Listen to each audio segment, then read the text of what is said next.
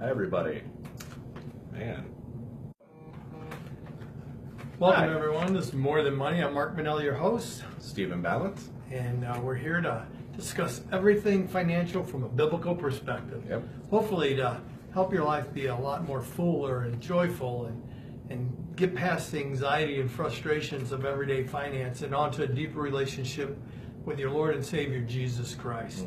And today we're going to start off with an excerpt from my book that's coming out very shortly. Yeah. And this one is on Ecclesiastes 1, if you want to read that. Sure. And there is nothing new under the sun.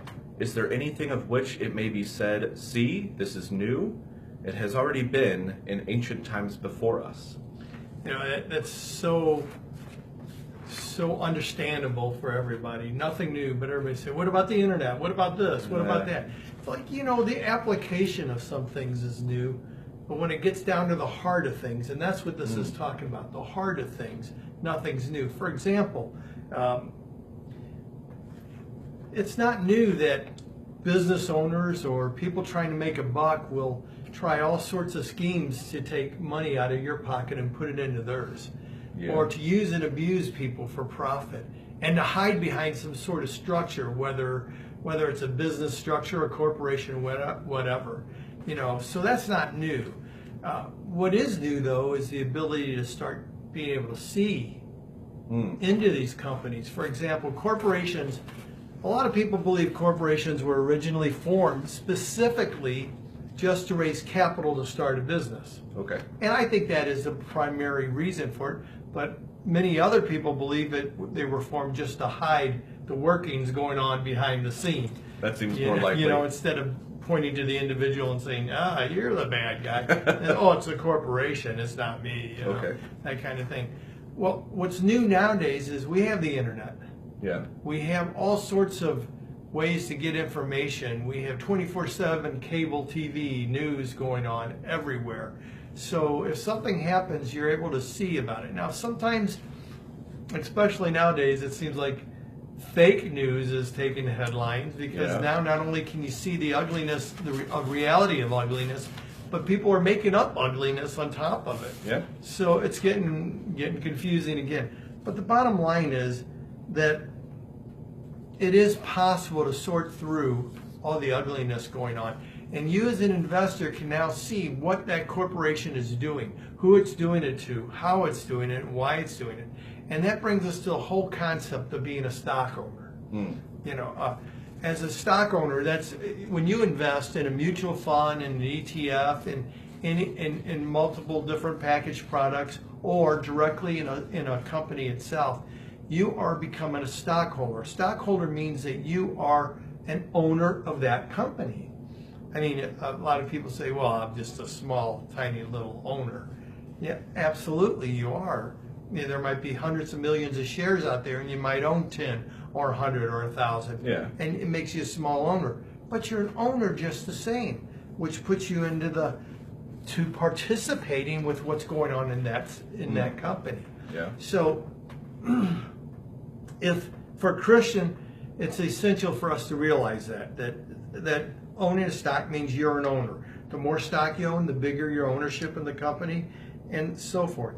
It's also important that you realize that when you're participating in the dividends or the growth of that company, you're doing so by what it does.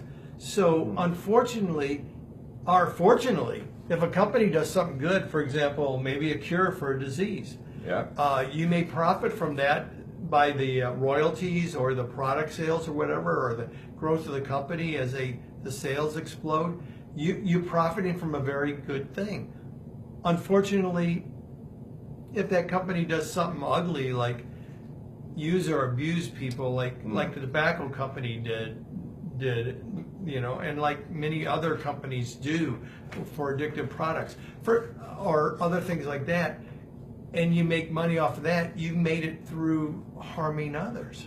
And most Christians would say, I don't want to do that. In fact, most Christians would agree to a handful of things. For example, many Christians would agree that the use and abuse of individuals for sexual activities is something bad, that they don't want to participate in or profit from or promote.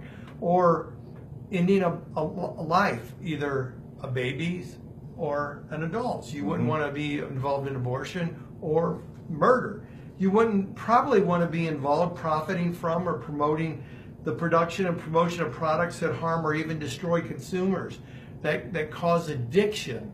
You know, so, you know, there's just things like that. How about anti-Christian, anti-God entertainment and publications that promote, desensitize, and program our society to reject God and the Bible? I don't think as a Christian I'd be very comfortable promoting or profiting from something that does that. Oh, what possibly could do that? But almost everything on TV right now. Yeah. Almost everything on the internet too. And everything on, yeah. How about the promotion of immoral lifestyles? Actually promoting lifestyles that cause people to want to have sex outside of marriage, and promoting marriage as a simpleton thing, old school thing. See, as Christians, we have a different view on things. You and I believe that caring for and loving others is the most important thing that we can do. And, well, outside of accepting Jesus Christ as our Savior. And because our faith, our religion, our God is all based in love, we want to help people, not hurt them. We don't want to profit from the demise or use or abuse of others. We want to help them some way, somehow. And as an investor, as a Christian investor, you can do both. You just have to be awake. You have to be conscious. And you have to have your portfolio screened. So let me share with you very quickly that if you'd like your portfolio screened to make sure you're not profiting from or promoting any of these type of activities, you can get a hold of Integrity Investors. You can go out to integrityinvestors.com if you don't want to talk with somebody, and just put in the portfolio that you're holding right now, and they will email you back a full screening of your portfolio and not harass you at all.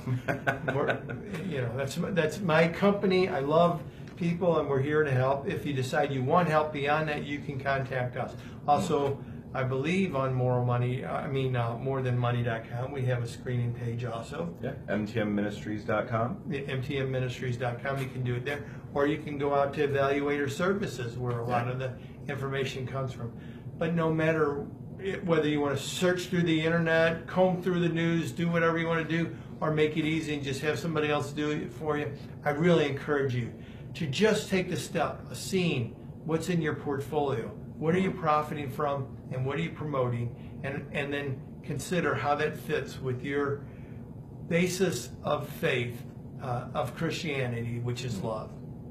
So a quick question, I guess, concerning what we're talking about. What if perhaps someone was in a very good money-making company? Maybe they're not clean, but they make a lot of profit, and they decide to use that profit to help others. I mean, what's your thought on that? Well, it doesn't matter what my thought is. What would be Jesus' thought on that? Can you think of anywhere in the Bible where he said, go and sin for the greater good? I don't think so. Even with the prostitutes, you know, he didn't say, get away from me. He said, I love you, but go and sin no more. He didn't say, I want to invest in your prostitution. He didn't say, I'm going to support the sin. What he said, I'm going to support the child of God with love and salvation, but go and sin no more. So there's nowhere in the Bible that I can see that it says that, you know, the sin for the greater good, you know, which there is no such thing. So maybe a company does some good things, maybe it does some bad, but it's, you know, that's like saying, well, who needs salvation? I don't, because I do good and bad. So it weighs itself out, right? No, of course it doesn't. God says just one sin, and you need salvation, and He provides it. Well, so, you know, I'd encourage you again. That's a good question. Sometimes it's hard to discern. You know, do the best you can with what you got, and be awake and aware and conscious. And we'll talk about that maybe on our next one, that God doesn't call us to hide our head in the sand. I've had some people say, well, if I don't know, it's not I don't have to worry about it. Yeah. It's like, but you just listen to this, so Yeah. you do know. Oh, that's see, I love these conversations, but they, well, like you said, they make you more aware. So we're not trying to guilt anybody. No, that's not no. our thought on this. There's joy in, Yeah. in growing closer to the Lord. Every aspect of our life. If we can help you to grow close to Christ in any way, which here it's through your investments, by turning them into an act, along with a way to grow your money and to take care of your family and help others, Yeah. but can also make it an act of worship, an act of honoring God, a way to invest with biblical integrity, then you're growing closer to God with that awareness, and more joy and more peace will be entering your life because of it. That's what it's all about. And we hope you understand that and hope that life is So much more. than money. God bless everyone.